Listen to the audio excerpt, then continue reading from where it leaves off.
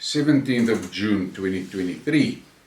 This is one of that rip the band-aid off Skidmarks, and in this one I'm specifically talking to the black people of South Africa. And if you have a black contact or friends, please share a thing with them. This is a topic that needs discussion, and it needs cool heads to discuss this. The problem that we have in South Africa, one of the problems, is that if a white guy like me talks about something like this SASSA generation keyboard warriors racist immediately attacks me and tells me and accuses me that I'm a racist, and they don't listen to what I'm saying. Now in this video I'm going to urge them to just sit back for a second and listen. Look at the Afrikaners in South Africa. They are under severe pressure from racist laws and BEE and all that nonsense. You're all well aware of it. And many of the young blacks are rejoicing in it. There are of the older generation blacks, the people that is 40 years plus, that are not comfortable with this racism thing that's currently happening in the country, because that generation experienced what apartheid actually did for them in healthcare, in education, in security, in infrastructure and all of that things. They experienced it firsthand. But this SASSA generation, these are the kids that were born and grew up after 94. They've got zero reference of what a country looks like that actually works. So what they are driving on social media is based on second-hand information fed to them by people who are actually wanting to destroy them.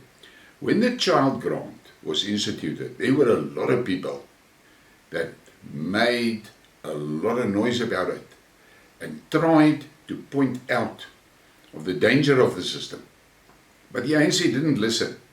And I want to tell you blacks, you must understand one thing. This ANC feels nothing for you. They're only concerned about themselves. That elite is concerned about themselves. You are cannon fodder to them. You are the meat that they'll throw into the meat grinder so that they can get the advantage. What did this SASSA child grant do? First problem is there's no rules on it. And the fact that there's no rules in there generated a situation where we get girls of 12 years old that are having babies, and they're having that baby just for the grant. Now many black community leaders have spoken out against it. Even Malema has spoken out against that SASSA grant. Now, you may not be aware of the fact that there is global powers that are dead set on enslaving the world's population and having them poor and uneducated, and as they call it, useless eaters. They say that, but you don't hear that because you don't listen to the shit that they're talking about. But when a white guy warns you about that, you call the white guy a racist. Now let's look at what did this SASSA, and I'm going to call them the SASSA generation. What are they really? I'm going to make a statement that's going to make you frown and maybe jump up straight and start swearing. The SASSA generation is a nuclear bomb for black culture. Think about that. I grew up as a youngster on a farm, and black children were many times my only friends. I am a Ricky. Yes, I am a Ricky. That's what we called her. She looked after the kids, and she fed us and bathed us and all of that. And she learned us how to conduct ourselves amongst ourselves. Outa Freek. Yes, Outa Freek. That is what we called him. Outa Freek. He installed discipline on us. He was the man that bliksemed us if we did not conduct ourselves properly. I have a great respect for the black culture because they have something unique in their culture. Just as I have a great respect and love for the South African white Afrikaans culture. And if you look around yourself, look at all the organizations that are out there actively protecting Afrikaner culture. Look at that. Think about that. And then you tell me, how many organizations do you see that are actually protecting black culture? Black culture. Blacks has got, there's one thing in the black communities that always impressed me as a youngster. It was that concept of Ubuntu. And the fact that I've seen it with my own eyes. How they would feed hungry people. How they would help a struggling neighbor. I've seen that. But this SASSA generation is growing up without fathers. Most of them don't even know who their father is. They don't know. They simply just don't know. They grew up in an environment where there's no father, sometimes the mother, but mostly the grannies are ending up looking after these kids. Now it is a reality, and I did a skidmark on the importance of a father to a son. I've done skidmarks on it, Afrikaans and English. And you must just think about this. These black SASSA youngsters that grows up without fathers, they are undisciplined and they have no respect for other people, because it is a father that installs discipline and respect in a child. That's the reality. And you have got this SASSA generation, and you must go and look at the numbers. It is frightening. And then you must try and for a moment imagine, none of those, or maybe a few, but most of them, the vast majority of them, does not have a clue what black culture is. They don't know, because nobody taught them. And your black culture is going to be destroyed, wiped out. In another 10, maybe 20 years, black youngsters will not even know what Ubuntu means, really means. They will know nothing about your culture. They will know nothing about where you come from. They will know nothing about that.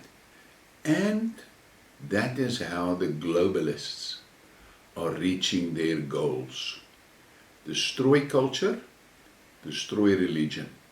And they've got you where they want you, by the short hair. Because then you are basically a tree without roots. And you know what happens if a tree doesn't have roots? If the termites or eats up the roots of a tree, the tree falls. And you're going to fall in front of them. They're going to do anything with you that they like. And maybe in that process, when you're falling and you see there you go and nothing can help you, you will remember an old toppie like me telling you that your demise is planned. It is a planned thing. This whole SASSA breeding program was carefully planned, and your leadership played along, and they set you up for failure. They set you up to be poor. They set you up to be uneducated. They set you up to not have a future. Why? I have done a skidmark on it. Listen to what I'm going to say to you now. They are going to use you as cannon fodder. You, the SASSA generation, are the guys that are going to be sent into the streets to create chaos. Like what happened in KwaZulu. Was there old people in that KwaZulu riots? Think about that. Who urged the rioters on? Look at the guys that fueled the fires. Look at them. And then think about it. The moment that South Africa is ready for the globalist to take, you, the SASSA generation, is going to be whipped into a frenzy, given a few pieces of Kentucky and a t-shirt, and you're going to go into the streets and riot, and they're going to kill you by the thousands. They are going to kill you by the thousands. It is not the white Afrikaners that are going to kill you. Listen to what I'm telling you. The white Afrikaner is not your enemy.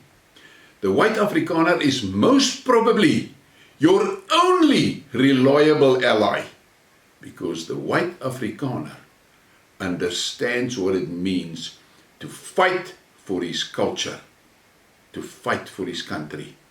It was thousands of white Afrikaner women and children that were killed by the British in the concentration camps. But it was the white Afrikaner that drove the British out of our country. Your black selected leaders are bringing all those people that the Afrikaners drove out of South Africa, they are bringing them back, and they're going to eat you up. So on this Saturday, think about that. You, the SASSA generation, has been bred to destroy black culture. Please give me a like and a subscribe and share the thing.